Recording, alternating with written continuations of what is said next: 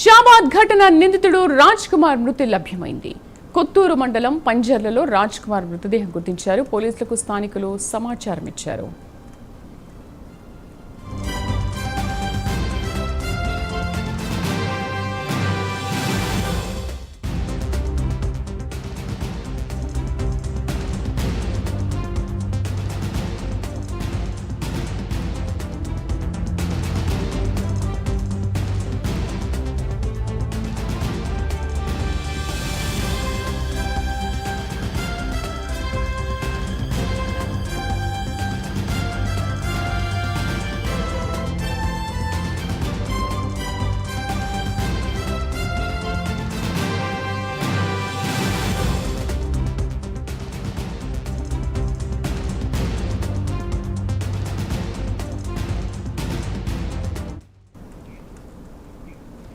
షాబాద్ ఘటన నిందితుడు రాజ్ కుమార్ మృతి చెందాడు. కొత్తూరు మండలం పంజర్లలో రాజ్ కుమార్ మృతదేహాన్ని గుర్తించారు. పోలీసులకు స్థానికులు సమాచారం అందించారు.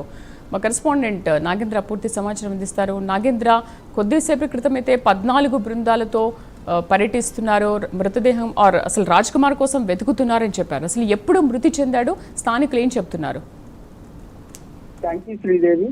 ఎట్టగలకు దాదాపు షాబాద్కు సంబంధించినటువంటి రాజ్ కుమార్ కి సంబంధించినటువంటి మృతదేహం లభ్యమైంది. ముఖ్యంగా ఈ 6 హత్యలకు తెగబడినటువంటి రాజ్ కుమార్ ని ప్రాణాలతో పట్టుకునేందుకు పోలీసులు దాదాపు 12 బృందాలతో దాదాపు 2 రోజుల నుంచి కూడా గత శుక్రవారం రాత్రి జరిగినటువంటి మర్డర్లకు సంబంధించినటువంటి అంశంలో అప్పటి నుంచి కూడా ప్రత్యేకంగా పోలీసు బృందాలన్నీ కూడా ప్రత్యేకంగా 4 రాష్ట్రాలతో పాటు రాజ్ కుమార్ ఎక్కడెక్కడ తిరగడం అనేటువంటి ప్లేస్లను ఐడెంటిఫై చేయడం, ఆ ప్లేస్లలో తిరగడంతో పాటు మరొకవైపు రాజ్ కుమార్ సంబంధించినటువంటి నిఘా పైన ముఖ్యంగా ఎక్కడెక్కడ తిరుగుతున్నాడు అన్న దానిపైన ప్రధానంగా పెట్టినటువంటి పరిస్థితి ఉంది. ఈ రోజు తాజాగా కొత్తూరుకు సంబంధించినటువంటి ఒక వెంచర్ లో రాజ్ కుమార్ కి సంబంధించినటువంటి మృతదేహం లభ్యమైంది. ముఖ్యంగా రాజ్ కుమార్ పాయిజన్ తీసుకొని చనిపోయాడు అనేటటువంటి అంశాన్ని ప్రధానంగా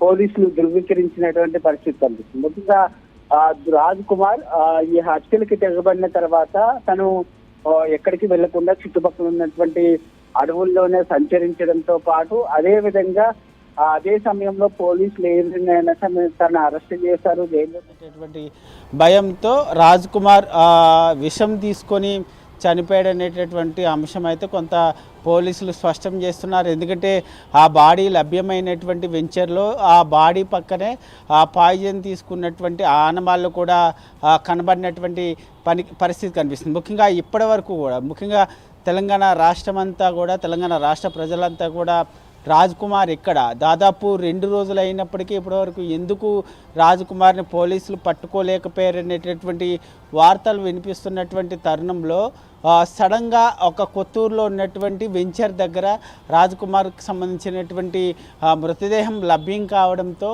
ఒక్కసారిగా ప్రజలు కొంత ఆనందం వ్యక్తం చేస్తున్నారు. ఎందుకంటే 6గురిని పొట్టన పెట్టుకున్నటువంటి రాజ్ కుమార్కి తగిన గతి పట్టింది. ముఖ్యంగా రాజ్ కుమార్ చనిపోవాల్సిందే, రాజ్ కుమార్కి శిక్ష పడాల్సిందేనంటూ కూడా ముందు నుంచి చెప్తున్నటువంటి ప్రజలు కొంత పోలీసులు ఈరోజు తన బాడీని కనుగొనడంతో ఒక్కసారిగా ఈ కథ కొంత సుఖాంతమైందని చెప్పాలి. రాజ్ కుమార్కి సంబంధించినటువంటి డెడ్ బాడీని ఇప్పుడు కొత్తూరులో ఉన్నటువంటి వెంచర్ నుంచి స్థానిక హాస్పిటల్ అయినటువంటి చేవెలకు సంబంధించినటువంటి ప్రభుత్వ హాస్పిటల్కి తరలిస్తారా లేదా హైదరాబాద్లో ఉన్నటువంటి ఉస్మానియా హాస్పిటల్కి తరలించి పోస్ట్ మార్టం చేస్తారా అన్నది చూడాల్సినటువంటి పరిస్థితి కనిపిస్తుంది. ముఖ్యంగా పోస్ట్ మార్టం చేసిన తర్వాత తన కుటుంబ సభ్యులకు ఈ రాజ్ కుమార్కి సంబంధించినటువంటి డెడ్ బాడీ అప్పగిస్తారా అన్నది మాత్రం చూడాల్సినటువంటి అంశంగా కనబడుతుందని చెప్పాలి శ్రీదేవి.